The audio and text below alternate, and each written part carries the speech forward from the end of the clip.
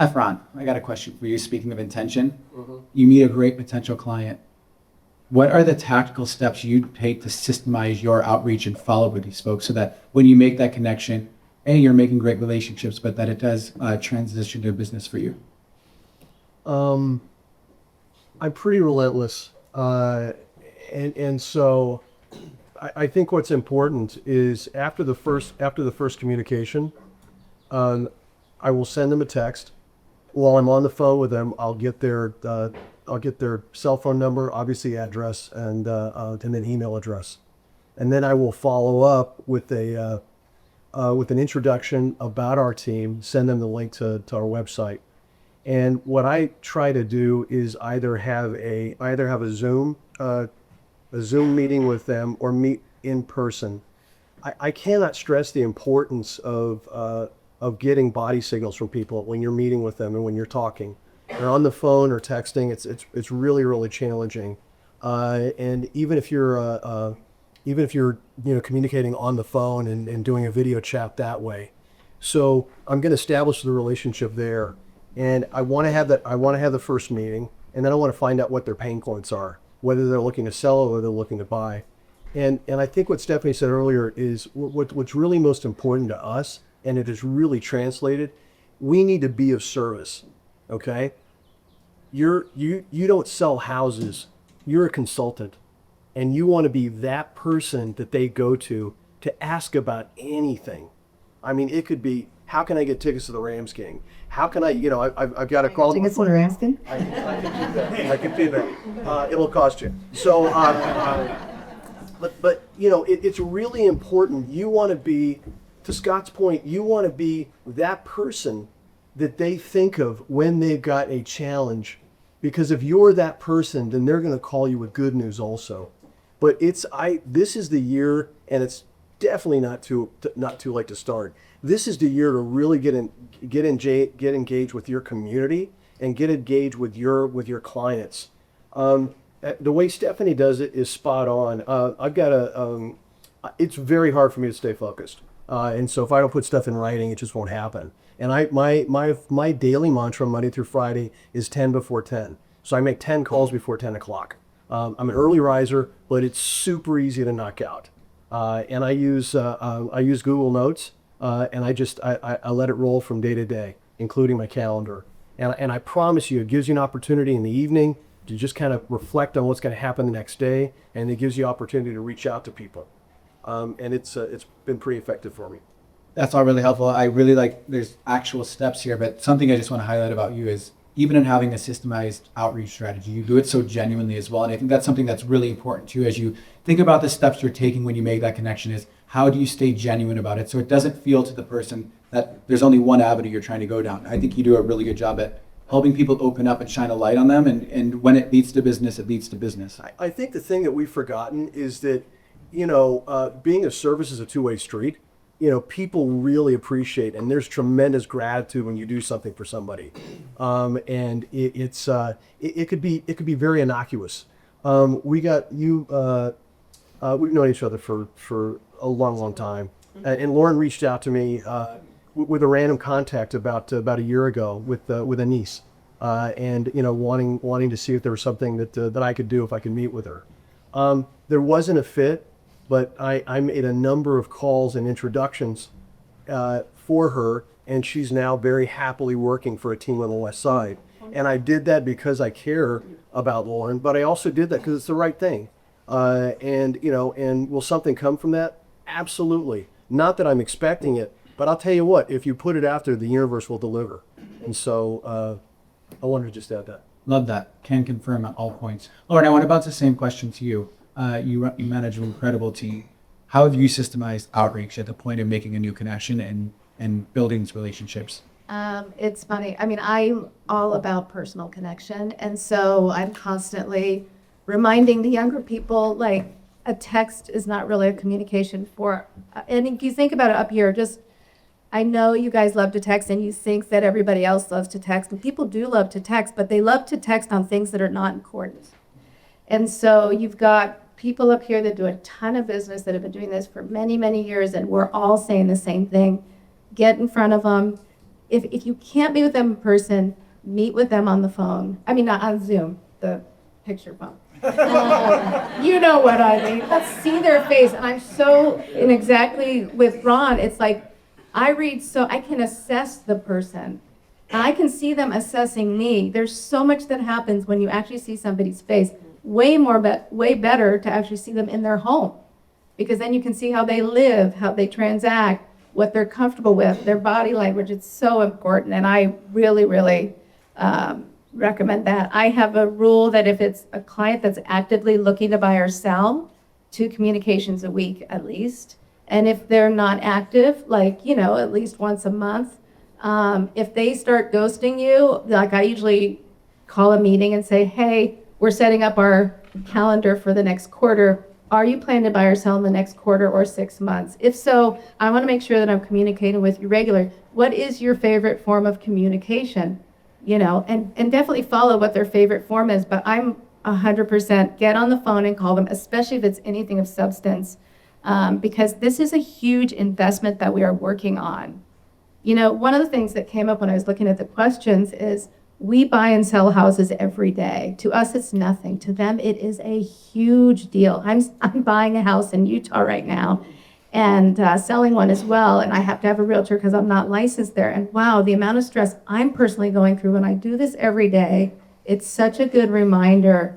We don't realize the amount of stress and anxiety that buying and selling homes causes. And we needed to be really cognizant of what our clients are going through. Love that. Go I ahead. just wanted to add one thing.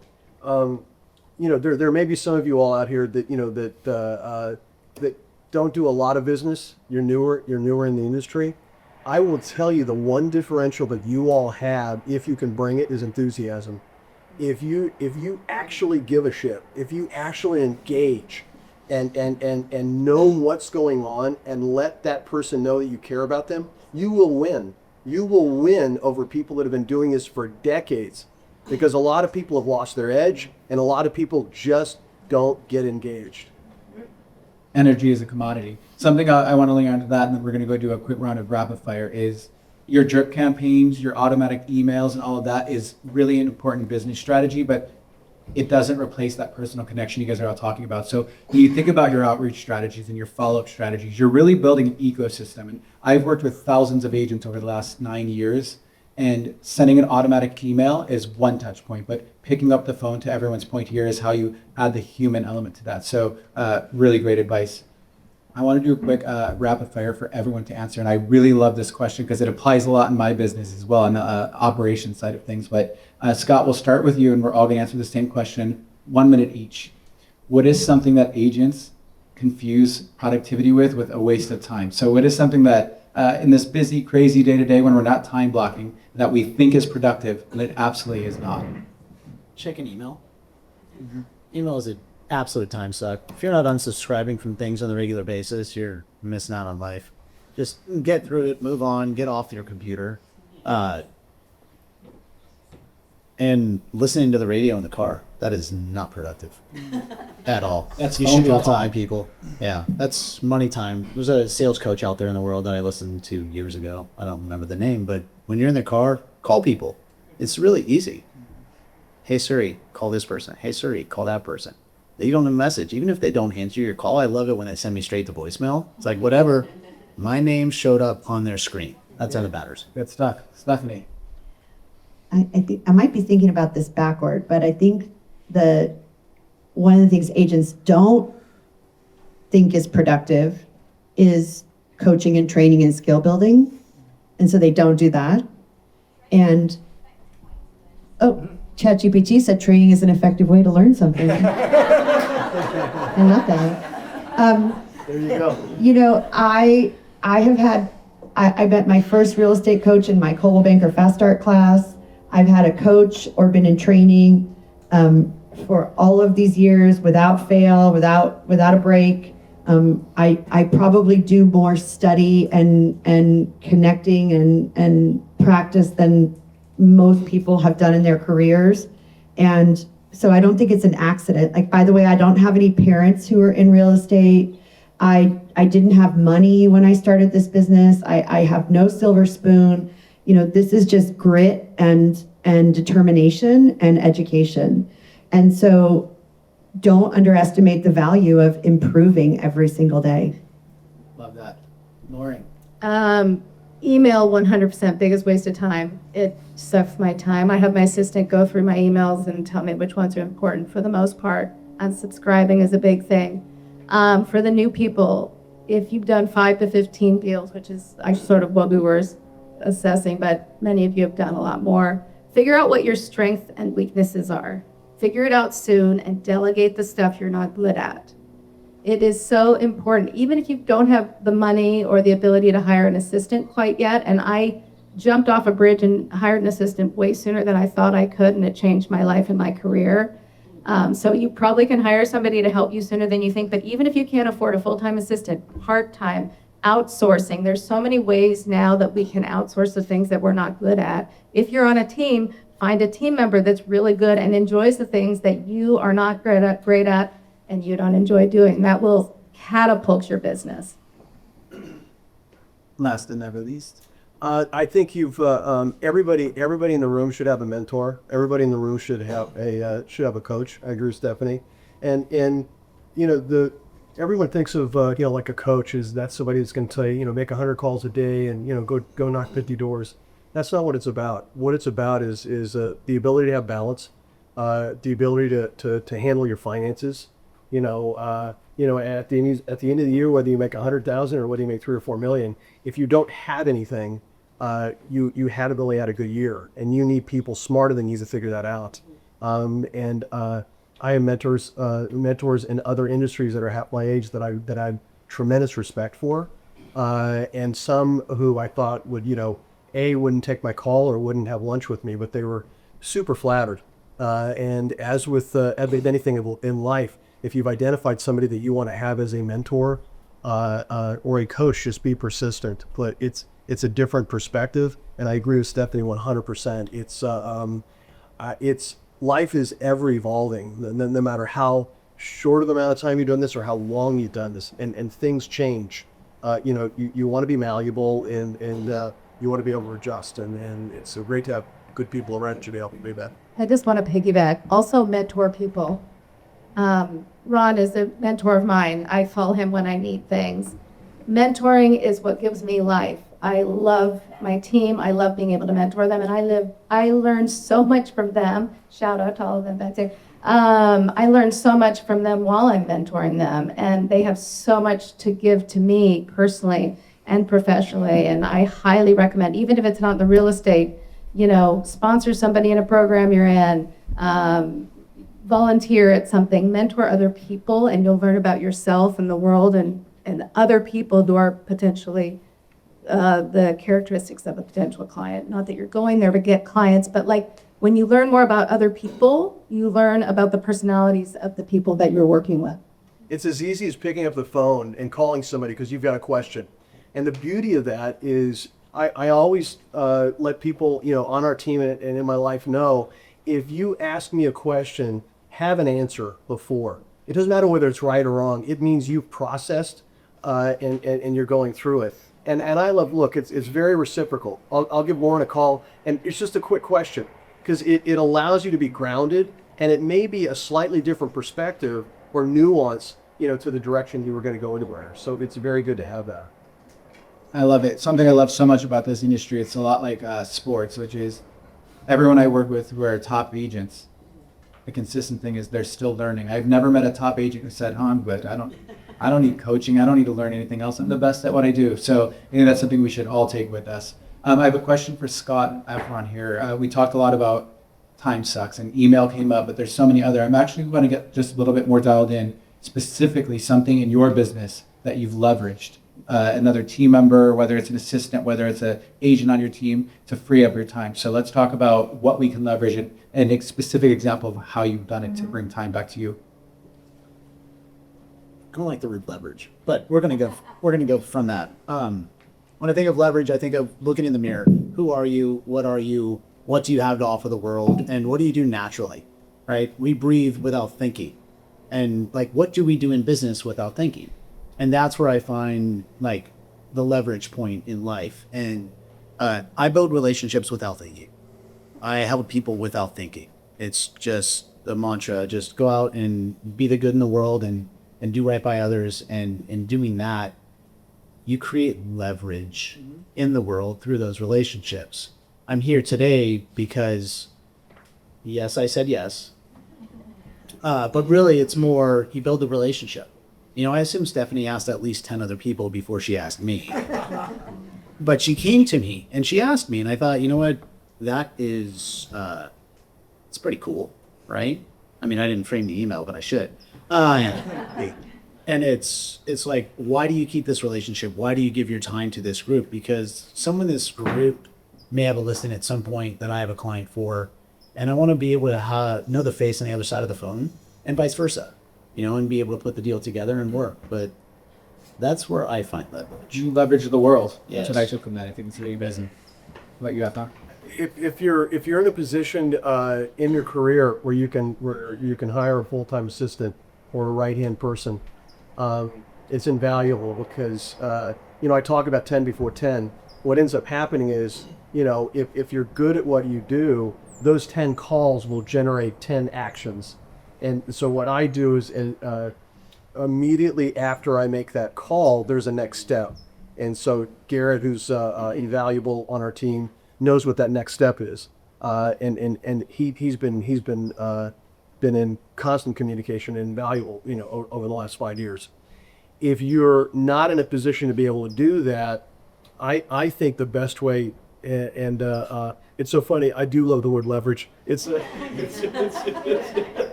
because look, there's only one of you, okay? There's only one of you, and so you've got to figure out a way, how can you create more activity, more energy, in each hour? And so the way that I do that is as soon as I'm finished, or as soon as you're finished on a call or a text with someone, there's going to be a next action step. You should bounce it back to that person. So Stephanie reached out and said, "Hey, can you, are you available, to do this?" And I immediately responded back, "Yes. When, where, and how." And so now what's happened is it's off your plate. You've put it out there. Obviously, you've got a list, but when you do that 10 before 10, you responded 10 times, and then you can move on. Otherwise, it just gets overwhelming in the afternoon. Brilliant. I'm actually going to ask this question of everybody because I love it so much. We're talking so much about the steps we take forward, but I want to go back to the beginning. I want each of you to reflect on the start of your career, and if you can go back to those days, what's something you would stop chasing then that you know now? We'll start with Lauren, we'll go to Stephanie, Scott, and then Akron. I don't remember this question. This is called the Nick Bellardo curveball. Gosh, so many things, but I think chasing every deal, because somebody told me a long time ago, go where the money is, and it sounds so horrible. Like, if you haven't noticed, these are the nice people over here. We're over here like, say no, leverage, tell other people to do it. They're like, learn things, say You're yes. very nice.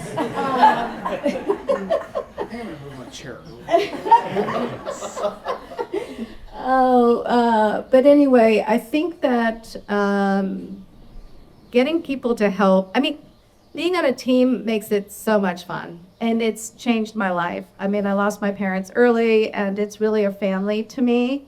And so as far as chasing, I think chasing to be the best on my own and, doing it all on my own, I think having others help you is so much, even if you're an individual agent in an office, utilizing your friends in the office. Back in the day when we had that book, we would all sit, isn't it crazy? We would hand, photocopy every page of the contract. It's hard to believe we did it. But everybody was talking to each other and helping each other, and we get so stuck in our phones. And now with AI, it's like, what does the computer think? It's like, well, how many deals has that computer done? They're taking information off the screen, but ask somebody in your office, get to know the people, and don't chase to be yourself by yourself, a lone shark. I think that's what I would do, but I don't remember that question. Great answer, Russell. You had it. Thank you. Stephanie, going back, what would you stop chasing? Well, I think it's a a good reminder of why we should be going to Caravan, build those relationships. You actually could email us, but we have a list of when you're thinking about writing an offer, all the questions you should ask a listing agent. And it's so amazing how people will just send offers to us and not have ever called us to even ask us one question, right? And then our client says, well, who's this offer from? So, that's just a little tip. If you want to send us an email at hello@stephanieyounger.com, we'll send that back to you. But I think the thing that I would have done earlier would learn to be more impeccable with my words sooner. And one of my things I'm trying this year is not to swear so much. No. But it's embarrassing, but sometimes the F word just comes out of me, like it's like, mother's milk. So, is it? Okay. Ooh, I know. So I do think knowing exactly what to say and practicing exactly what to say and knowing how to respond to people and knowing when not to respond to people. I'm really good at talking, in case you haven't noticed, but I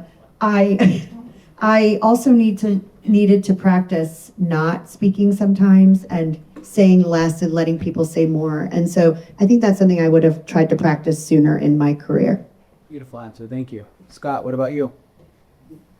I would stop chasing the money. I think early on in the career, you go to these sales seminars, these sales coaches, make this many calls, this many contacts, it'll get you this many deals. And, you start, if you look at a human as what they're worth to you on a numbers, dollars and cents, it changes how you advise them. And I felt like if I really wanted a deal, I'd push for it. I'd never get it. And so if I could tell my former self, just stop pushing, just let it happen. Because when it's meant to be, it's meant to be, and actually trust that process, despite how agonizing that is, that all of that pain would end up being positive later. The word that keeps coming to mind as you guys are answering this is confidence. You have to have confidence in yourself and your business and what you're building. Ron, what are you leaving behind? I think starting day one, what I would have done is, to Stephanie's point, find people that I could be more connected with. It's interesting. There's an opportunity. There are opportunities for all of us every day, and whether you're on a team or whether you're an individual agent working on your own, there's somebody in that office that you could bring in on a deal. There's somebody in your life that could give you that extra edge, to close that deal or to make that relationship. Don't be afraid to share, because at a point in time, you won't need to make that call anymore, and that call will be coming to you as opposed to the other way around. And I think the second item, one of my favorite expressions is no thought left unspoken. I used to talk a lot when I was younger. In fact, my wife would tell you I still talk a lot today. But it's figure out what questions you want to ask, and then actually ask them and allow people to finish their thoughts. Don't try to guess what they're going to say. Just that's conversation. And I have to tell you something. People love to hear themselves talk, and they love to answer questions, but they want to answer them fully.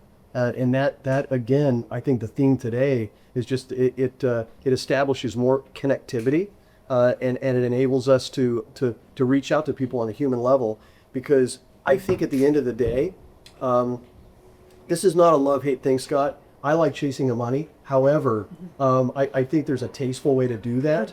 And the reality of it is that the money will come, if you are of service, because at the end of the day, people like working with people they like. That's period. And that's, I think that's important. Love it. Be you and be confident. Really good. I got the time signal, everybody. So as much as I love hearing myself talk, I wanted to make sure that I saved some time on our beautiful panel to have you guys ask some questions of our panelists.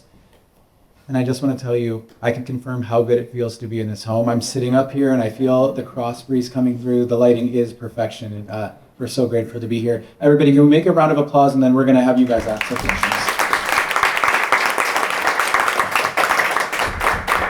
It's been almost a decade of working with many of you, and I can just say every day you guys just continue to teach me, inspire me, and blow my mind. So thank you guys so much. Who out here has some questions for our panelists? Don't be shy. If you have the question, you have to ask it. No thought left unspoken. What is the, for fire off for whoever feels like it, about what's the biggest mistake that agents looking to scale their business are making in your experience? First question. If you're looking to scale by adding somebody to your team, not having defined roles, not having a defined agreement on how each transaction is going to occur, I feel like lots of people are like, oh, if it's my lead, you get 40 and I get 60. If it's your lead, you get 60 and I get 40. And, I think that's very confusing. I think having like a standard split for your business and just everything determined how it's going to go from the beginning to the end. And if you have to unravel how that's going to look, everything should be figured out ahead of time so there's no issues. Fair enough. My first thought is, why are you scaling? Is there too much work for you to do on your No, own? I not scaling in terms of team size, but in terms of the volume of transactions. Again, if you hit a volume that you cannot handle, scale. If you're not at that volume, don't scale. I don't want to, sorry. Okay. I lost my assistant in late 2019. She decided to move on, which was always the plan. The thought was train her to spread her wings and go. COVID hit. I did not hire a new assistant in 2020.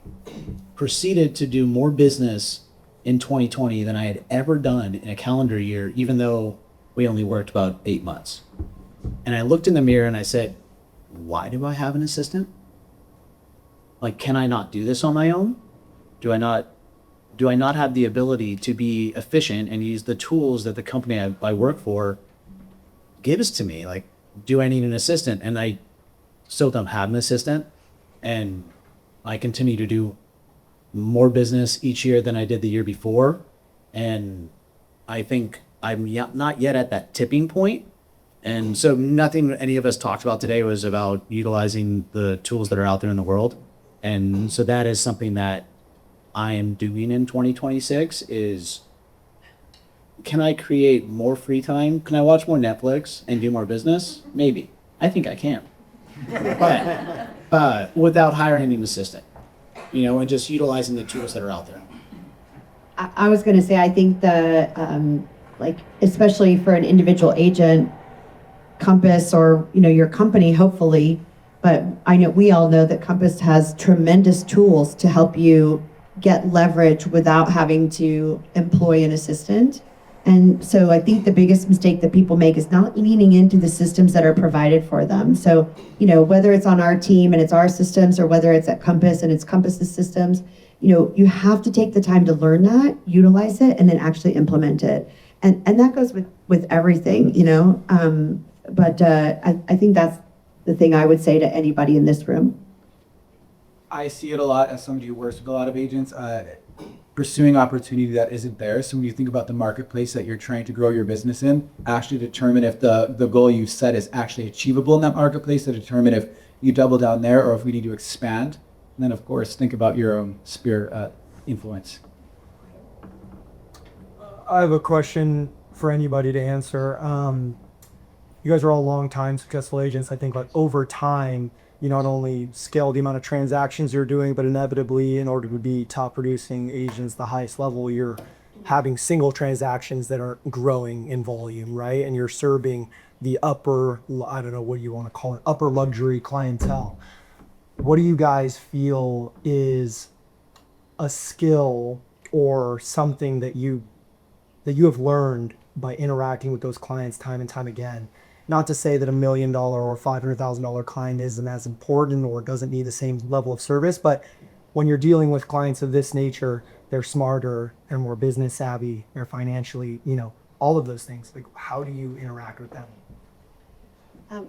I'd like to jump in here, but I know you guys also deal with probably more high-end clients. One of the reasons everybody on this panel is here today is I felt like they represented contiguous areas of the city and different segments of the market that I felt would have some, perspective on this home and selling this home to a qualified buyer. And so first of all, I would say that, identify your target market, right? My target market is not $10 million. We sold almost 300 homes this year with an average sales price of $1.6 million. So we are selling everything from 300,000 to 3 million and beyond. But my personal target market is I want to sell homes to people who want to buy and sell homes every day, right?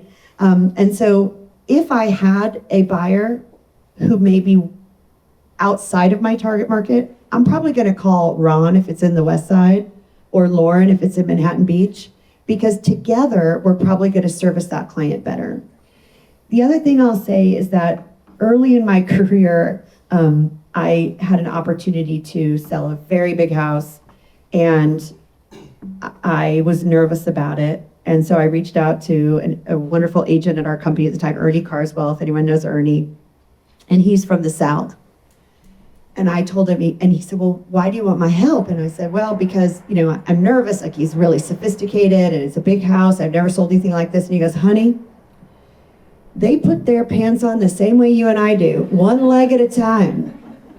And so his message was, that a lot of that is in your head. So know your worth and focus on your target market. If it's not something you know how to do, get help. But these people are just people. And that is so true, because I will say everybody is different. The people that I work with on $10 million above transactions, some of them are easier than the $300,000 transactions. And I'm not kidding. Because, by the way, every penny counts a lot more to the lower end client than it does to the higher end client, for the most part. And so that is the point that all of us have been making up here, is get to know that client. Regardless, your confidence will help you know you can work with any type of person, regardless of how much money they have. And so I can assess, like for me, as an example, I'm an attorney by trade. That's what I did in my former life. So I'm super comfortable working with lawyers. Engineers are harder for me. It's like I've gotten way better over the years because a lot of them are in tech and we encounter them. But, just hone your skill of communication with any type of person. And some have money and some don't. Yes. I think the secret for all of us is the ability to ask the right questions, and then the ability to listen to the answer. And you also, 10 out of 10 times, you need to find out who the decision maker in the room is. Okay, and make no doubt, I've over the last 2 years, if it's a couple making the decisions, I haven't come across a situation yet where the wife hasn't been the decision maker. Okay, and it's because there's a logic and there's a call and direct. And with that being said, you want to identify what somebody's looking for, what's their want, what are their pain points, and to Lauren's point, what's their timing? Do they want to do it this week, or do they want to do it in the next year or so? And then you can prioritize. It's the communication is at the heart of what we do. The luxury is in the experience. So everyone, that is our time. I wanted to close out just by saying thank you to Stephanie Younger and the Stephanie Younger group for putting on this incredible event. So well done, of course. Thank you to all of you for showing up. That's what this year is about.